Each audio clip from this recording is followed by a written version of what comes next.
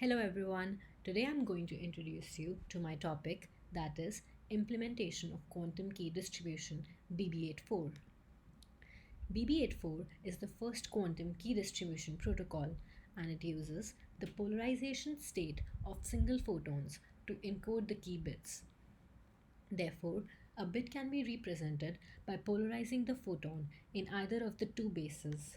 First, rectilinear basis, which consists of 0-degree horizontal and 90-degree vertical polarization. Second, diagonal basis, which consists of 45-degree diagonal and 135-degree anti-diagonal polarization. The four possible quantum states are 0, 1 from the rectilinear basis, plus, minus from the diagonal basis.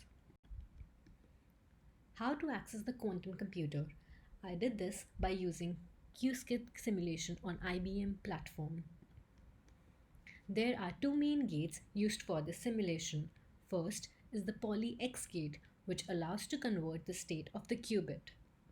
And the other is the Hadamard gate, which allows to create a superposition of 0 and 1.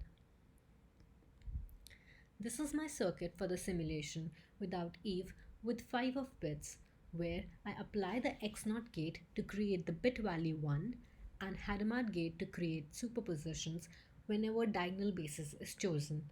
Measurement and comparing the bases tells if the key exchange is secure. The histogram represents that the Alice and Bob have the same qubits with probability equal to 1. Similarly, this is my circuit for the simulation of the circuit with 5 bits. QKD circuit with Eve. Measurement and comparing the bases tells if the key exchange has been tampered. The histogram represents that the qubits received by Bob are not the same sent by Alice with a probability of 1. My result is that if comparison of bases agree and Alice and Bob find no inconsistency, eavesdropper can be detected. Thus, BB84 is secure. Now the question is who and what do we need for this implementation? So let's meet the team. Firstly, there is Alice, the sender. Then there is Bob, the receiver. An authenticated public classical channel between them is required, which means that all the information exchanged using this channel is secure. A private quantum channel which may not be secure, and following are the steps. Step 1. Alice chooses a random bit string. Step 2. To create a photon, Alice randomly chooses a polarization from the 4 possibilities.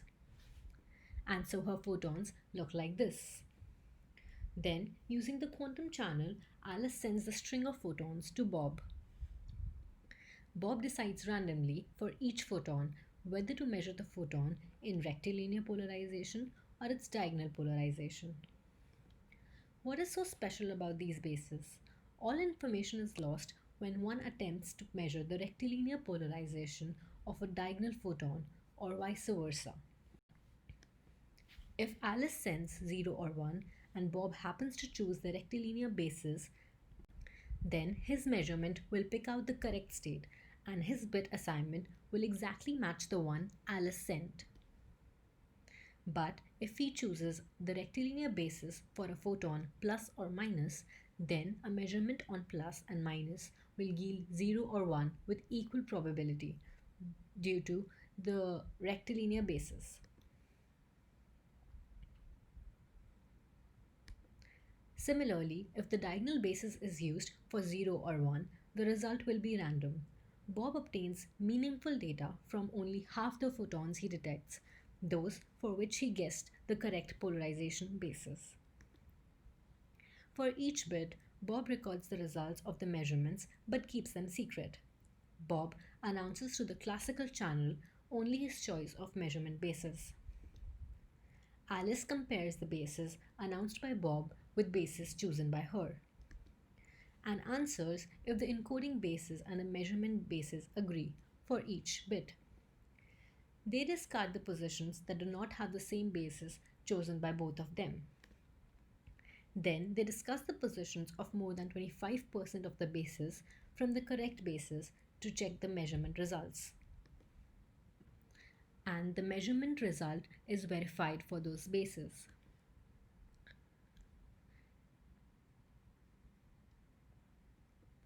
The other results from the correct basis become the key. And this is how the key is obtained. Now we have an additional person in the system, Eve, the eavesdropper who wants to intercept the information shared by Alice and Bob. We assume an attack that Eve intercepts Alice's photons, measures them in randomly chosen bases, and forward the photons to Bob. Now we will see how it will affect the system. Step 1. Alice chooses a random bit string. Step 2. For each photon, Alice randomly chooses a polarization from the 4 possibilities. And this is how Alice's photons will look like. But before Alice could send these photons to Bob, Eve intercepts the photons. Eve decides randomly for each photon whether to measure the photons rectilinear or diagonal polarization. But the act of measuring a quantum system disturbs the system, and because of the wrong prediction of some bases, Eve could not produce the exact same photons as Alice to send to Bob. And therefore, Eve sends his version of Alice's photons to Bob. Bob decides randomly for each photon whether to measure the photons rectilinear or diagonal polarization. For each bit, Bob records the results of the measurements but keeps them secret. And through the classical channel, only his choice of measurement basis, as he would do if Eve was not present, is announced.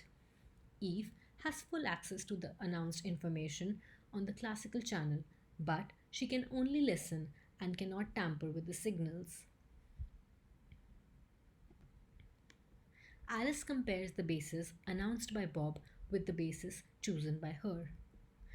Alice answers if the encoding basis and the measurement basis agree for each bit. They discard the bit positions that do not have the same basis chosen by both of them. Then they discuss the positions of more than 25% of the bases from the correct basis to check the measurement results.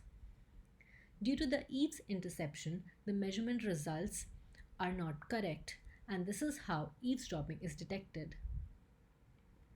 So, can Eve break the security? And the answer is, if Eve decides to measure and retransmit all the photons which she intercepts, she may learn the correct polarization for half of the photons.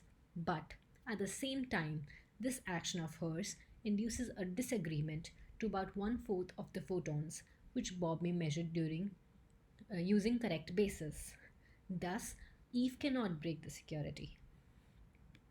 Thank you.